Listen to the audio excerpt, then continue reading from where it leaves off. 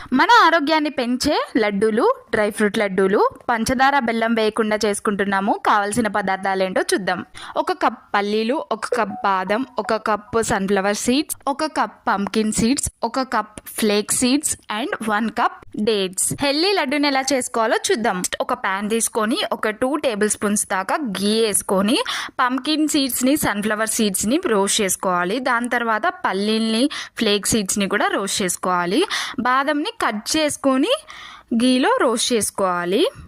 మళ్ళీ అదే కడాయిలో 1 టేబుల్ స్పూన్ దాకా నూనె లేదా గీ వేసుకొని డేట్స్ ని గింజలు లేకుండా గీలో 2 మినిట్స్ రోస్ట్ చేసుకోవాలి. రోస్ట్ చేసుకున్న డేట్స్ లోకి ముందుగానే వేయించి పెట్టుకున్న పంకిన్ సీడ్స్, సన్ఫ్లవర్ సీడ్స్, బాదం వేసుకోవాలి. ముందుగానే వేయించి పెట్టుకున్న పల్లీల్ని పలుకులుగా చేసుకొని వేసుకోవాలి.